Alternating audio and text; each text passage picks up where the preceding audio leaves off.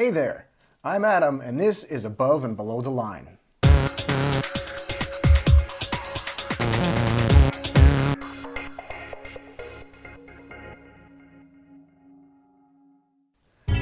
For this video, I was directed to choose one above the line and one below the line crew position.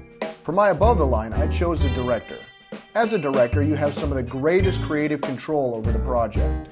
The director is the main hub between all parts of a film's production, from selecting the cast and crew to supervising, editing, and final production.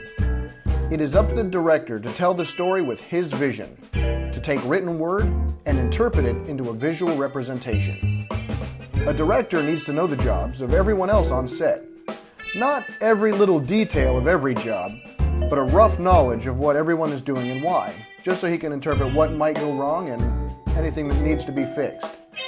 They need to have good communication skills to be able to relay their vision onto the actors and crew. Furthermore, directors must be strong and confident leaders. It's by their leadership and vision that a film is either a hit or a flop. As it says on creativeskillset.org, directors must have exceptional artistic vision and creative skills to develop an engaging and original film. My favorite directors is Peter Jackson. His creative vision on the Lord of the Rings trilogy and the Hobbit movies rendered some of my favorite books into a breathtaking reality. His rendition of the books, from the location and feel of the world itself to character and creature design, brought me into a whole other reality within the world of Middle-earth. He has an amazing ability to take very little and make it into something big. His first real recognition as a director was his amateur film turned cult classic, Bad Taste. The film, created in 1987, was done nearly single-handedly by Peter Jackson. On IMDb.com, it says, Jackson himself did nearly everything in the movie. He directed, produced, filmed, and starred in it in a number of roles, amongst them that of the hero Derek. This was the first film that originally got him recognized as a director. And after his success of his first professional film, Braindead, in 1992, he began his career as a director. Things that I enjoy about Peter Jackson is his tendency to cameo in his films. There are a number of occasions on many of his films where he is a small character in the background, and The Lord of the Rings is a prime example. He appears briefly as a drunk fellow in The Lord of the Rings, a guy throwing a spear in The Two Towers, and the Corsair leader in The Return of the King. Below the line position, I chose a director of photography. As it states in the third edition of Film Production Management, the director of photography is in charge of the camera department.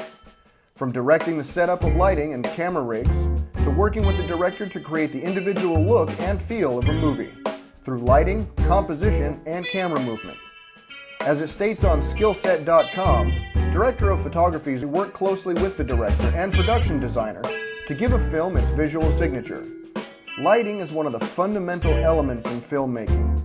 The way in which light falls on the actor's face, reveals an interior space, or illuminates a landscape can create mood, drama, and excitement for the audience. The director of photography is responsible for the research of the type of camera equipment that will be needed for the shots, including cameras, lenses, lighting, and rigs. He figures out how and where the camera should move and how the light should be directed to create the most captivating shot and setting the visual mood for each scene. Thus, they need to have not only a thorough knowledge of shot composition and layout, but also a good artistic vision as so to be able to interpret what the director wants and make it a reality.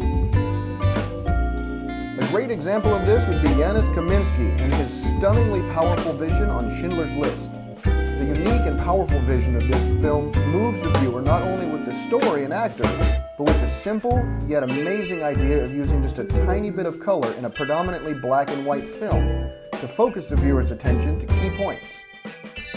This not only moves the viewer's attention to particular aspects of the shot, such as the little girl in the red coat, it can also deliver an emotional blow without using anything more than the application of a little bit of color.